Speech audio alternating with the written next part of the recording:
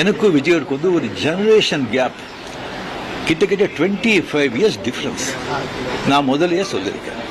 நான் வந்து விஜயை வந்து நான் இதை கம்பேர் பண்ணிக்கிட்டா அது எனக்கு நல்லது இல்லை, கெட்ட பேர். விஜய் என்ன பற்றி கம்பேர் பண்ணிட்டா அவருக்கு நல்லது இல்லை. சின்ன வயசுலேருந்து அவர் பார்த்துட்டு அவர் சிஎம் ஆனதில் எனக்கு என்ன போகிறாங்க. அது இன்னும் இவ்வளோ சின்ன வயசுல 52 வயசுல எம்ஜிஆர் என்டிஆர் சாதனை பண்ணுறதை விட அதை விட ஜாஸ்தி. கம்ப்ளீட்டாக சென்டர் பிஜேபி எவ்வளோ பெரிய பவர்ஃபுல் சென்டர். இங்கே 2 பெரிய கட்சிகளை எதிர்த்து தனி ஆளை வந்து ஜெயிச்சிருக்காங்க. அது நம்ம சினிமா இண்டஸ்ட்ரியில இருந்து. எனக்கு அது பொறாமை இல்லை, ஒரு ஆச்சரியம் கலந்த ஒரு சந்தோஷம். அடே யார் அப்ரிஷியேஷன், சூப்பர். ஸோ அந்த பொறாமையும் இல்லை. விஜய் அவர்களுக்கு வந்து நிறைய எதிர்பார்ப்புகள் இருக்குது ஜனங்க மத்தியில்.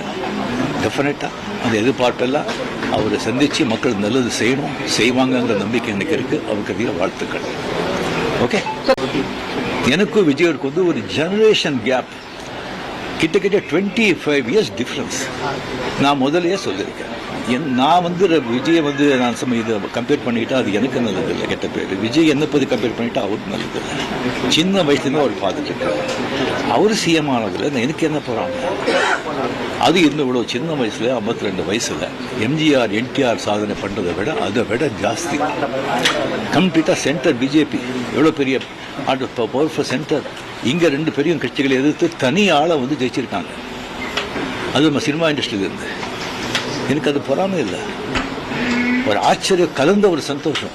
அடே யார் அப்ரிஷியேஷன், சூப்பர். ஸோ அந்த பொறாமையும் இல்லை. விஜய் அவர்களுக்கு வந்து நிறைய எதிர்பார்ப்புகள் இருக்குது ஜனங்க மத்தியில். டெஃபினட்டாக அந்த எதிர்பார்ப்பெல்லாம் அவரை சந்தித்து மக்கள் நல்லது செய்யணும், செய்வாங்கங்கிற நம்பிக்கை எனக்கு இருக்குது. அவருக்கு அதிக வாழ்த்துக்கள். ஓகே.